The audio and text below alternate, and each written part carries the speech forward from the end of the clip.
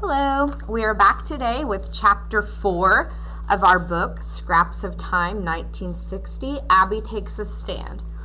Chapter 4 is titled Like Dirt. Abby felt like she had been dunked in ice-cold water. Her hands and feet were numb. All eyes were turned on her. She wanted Mama. "What gave you the idea you could come in here?" the manager asked. A man in a monkey suit gave me this." She held out the flyer. Her hand was shaking. "I figured that meant it was okay for me." "Probably picked it up off the floor," interrupted another customer in line. Here's a picture. Suddenly, the man in the monkey suit was coming up the escalator. "There, he's the one," she said, pointing. "Ask him." Abby's voice was shaking. "He gave it to me." The manager hurried over to him and whispered something. The monkey man took off his mask. He was about the same age as her cousin John, only he was white. He smiled at Abby. "Sure," he said. "I gave her a flyer." He didn't sound Southern. Abby was relieved, but the manager gave the young man a nasty look. "You made a mistake, a big mistake," she told him. "Don't you know better than that?" Abby was surprised when the young man answered, "Oh, I'm sorry. A New Jersey fellow like me just isn't used to these rules. And you're right, I did make a mistake. Taking this job was a mistake." He took off his costume, shoved it at the big woman, and walked away. Turning, the manager pointed her finger at Abby. "He's not from around here," she snapped. "You are, and you know we don't serve Negroes in here. Have you forgotten your place?" Suddenly, it was quiet. Even the children had stopped crying. Abby's stomach churned and her legs felt like rubber bands. Tears stung the corner of her eyes, but she refused to cry. "I'm sorry, I'll leave," she said. "No need to worry," the manager told the customer. "She's going."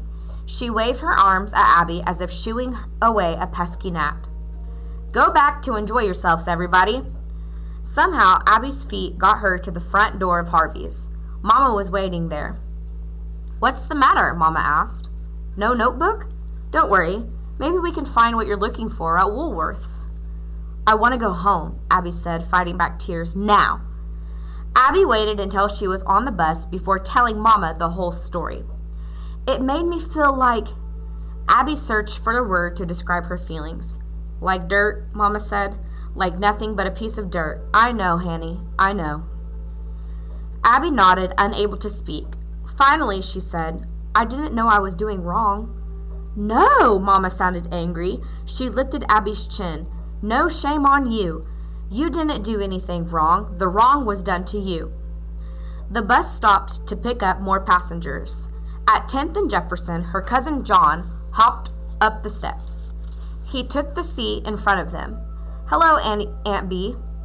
Then he turned to Abby. "Hey, Pete," he said with a big smile. "Where's Repeat?" He called her and Patsy Pete and Repeat because they were always together. "Patsy's at her grandmama's," I answered Abby. She kept her head down so he couldn't see her red eyes. "You're awfully quiet," John said. Abby shrugged. During the ride home, Mama told John what happened at Harvey's.